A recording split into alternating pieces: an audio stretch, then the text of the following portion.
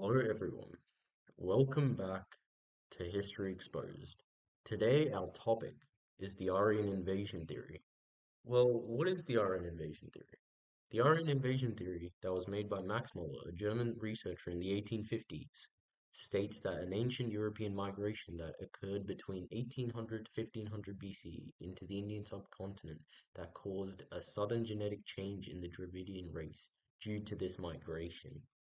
This theory also states that Hinduism originated more towards the west, specifically in present-day Iran, stating that Sanskrit was also driven from there and spread throughout India because of this invasion.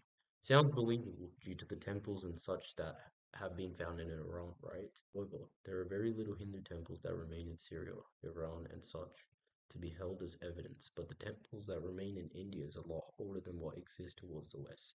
Right, people, before the video starts, make sure to subscribe to our channel, like the video, and also, of course, watch the video till the end, or you're going to miss out on the crucial information.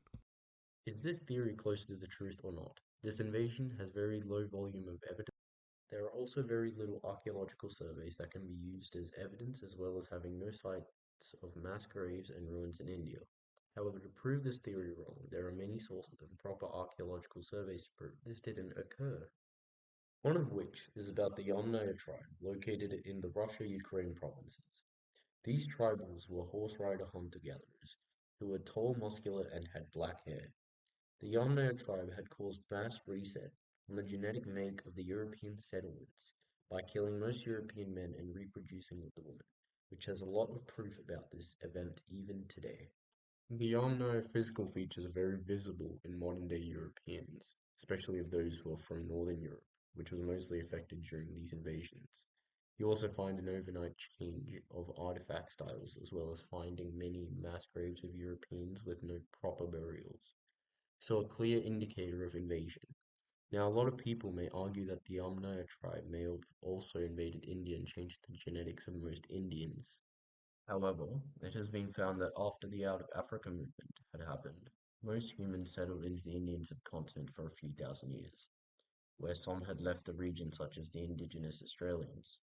90% of Africans alive now originate from the Indian subcontinent after this Out of Africa movement.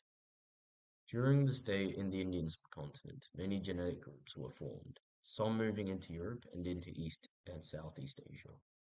During the 1800 to 1500 BCE time, when the AIT was presumed to have happened, there was still no sign of major change in the Indian genes, or even during the time of the Yamna people's invasion.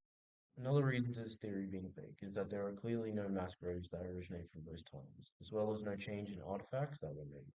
There's been facial reconstructions made for the Yamnaya tribesmen, which are similar to the facial features found in northern areas of India, specifically Punjab and Kashmir regions. This means that a specific gene that had been found in Indians are also alive in many other groups across the world. Some may argue that the Aryans invaded northern India, which is the reason towards the same gene being found all across other races. Watch out for the next part of the video, where we find out why the Aryan Invasion Theory is still pushed out to the people's minds, even with the evidence to prove the theory wrong.